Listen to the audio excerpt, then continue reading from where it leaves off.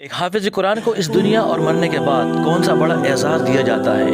یہ ایسا راز ہے جسے آپ جان گئے تو آپ بھی قرآن کو یاد کرنا شروع کر دیں گے۔ وہ راز کیا ہے اور قرآن کو آسانی سے یاد کرنے کا فارمولہ کیا ہے، یہ سب ہم آپ سے آج کی ویڈیو میں شیئر کریں گے۔ ہمارے ساتھ رہیے گا۔ میں ہوں فضل ملک آفیشیل 92 سے۔ دنیا میں سب سے زیادہ میمورائز کتاب قرآن پاک آپ کے سامنے ہے۔ عام طور پر انسان کو کسی کتاب کے ایک پیراگراف کو یاد کرنے میں مشکل ہوتی ہے، لیکن اتنی بڑی کتاب یعنی قرآن آج کروڑوں لوگوں کو زبانی کیسے یاد ہے؟ اس میں کوئی شک نہیں کہ قرآن حفظ کرنے کے بہت سارے طریقے ہیں۔ ایسی کتاب جس میں اسپیس، میتھ، کوڈنگ، زندگی کے اصول اور ان گنت معلومات ہیں جنہیں یاد کرنا واقعی ایک مشکل کام نظر آتا ہے، لیکن قرآن دنیا کی واحد وہ کتاب ہے جسے یاد کرنا دنیا میں سب سے آسان ہے۔ بس اسے یاد کرنے کا طریقہ آپ کو معلوم ہونا چاہیے۔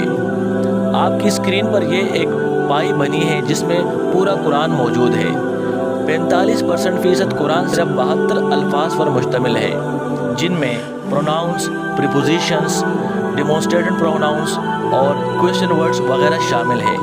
قرآن میں یہ سب سینکڑوں بار استعمال ہوئے ہیں اور ان میں سے کچھ ہزاروں دفعہ بھی۔ 20% قرآن صرف 100 الفاظ پر مشتمل ہے اور یہ 100 الفاظ ناؤن یعنی اسم ہے۔ باقی 20% قرآن 200 الفاظ پر مشتمل ہے اور یہ 200 الفاظ عام استعمال ہونے والے وربز ہیں۔ اس پائی کو سمجھ لینے کے بعد اور ان الفاظ کو سمجھ لینے کے بعد آپ قرآن کو آسانی سے سمجھ سکتے ہیں اور آسانی سے یاد کر سکتے ہیں۔ جیسے کہ پہلے ذکر ہو چکا ہے کہ کسی بھی کتاب کو یاد رکھنا بڑا مشکل کام ہے، لیکن قرآن کا بلند مرتبہ ہے کہ اللہ پاک نے اس کو یاد کرنا بڑا آسان کر دیا ہے۔ یہی وجہ ہے کہ چھوٹے چھوٹے بچے بھی اسے اپنے سینے میں محفوظ کر لیتے ہیں۔ لیکن اصل کمال قرآن پاک کو یاد کر لینا نہیں، بلکہ آخری سانس تک اسے یاد رکھنا اصل کمال ہے۔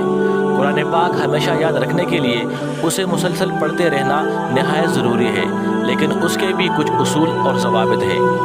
قرآن کو حفظ کرنے کا سب سے آسان طریقہ یہ ہے کہ جو آیت یا سورت آپ کو یاد کرنی ہو اسے نماز میں تلاوت کریں۔ جب دن میں 5 بار آپ اسے نماز میں دہرائیں گے تو یقیناً یہ آپ کو مرنے دم تک یاد رہے گا۔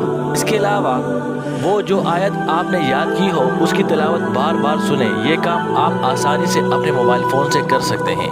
ایک سائنسی تحقیق سے یہ بات سامنے آئی ہے کہ جو الفاظ یاد کر کے کسی کاغذ پر بار بار لکھے جائیں تو وہ آسانی سے نہیں بھولتے۔ قرآن کریم کی تلاوت کرنے کے لیے ہر دم ایکٹیو رہنا چاہیے۔ اگر کبھی سستی کا احساس ہو تو باوضو ہو کر چلتے پھرتے قرآن پڑھا کریں۔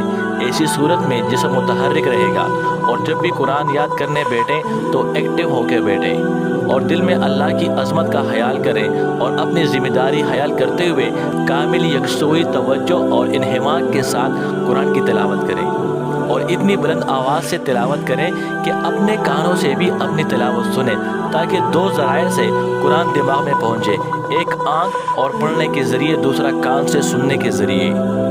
مسواک کا 5 وقت نماز سے پہلے وضو میں استعمال اور کثرت تلاوت قرآن مجید اور استغفار سے باطن روشن ہوتا ہے، جو قوت حافظہ کا باعث ہے۔ حافظہ اور ذہانت پر کم نیند اور بے خوابی زہر کا اثر رکھتی ہے، اس سے ذہنی الجھن پیدا ہوتی ہے۔ لہٰذا اپنی نیند پوری کرنے کے اہتمام کے ساتھ دوپہر کے اوقات میں قیلولے کی عادت ڈالیں۔ قیلولہ کیا ہے اس کے بارے میں آپ ہماری یہ ویڈیو دیکھ سکتے ہیں۔ سب سے اچھا وہ ہے جو قرآن سیکھے اور سکھائے۔ ویڈیو کے آخر میں ایک دفعہ درود شریف پڑھیے گا۔ امید کرتا ہوں ویورز آج کی ہماری یہ ویڈیو آپ کو پسند آئی ہوگی۔ کل دوبارہ ملتے ہیں، جب تک کے لیے اللہ نگہبان۔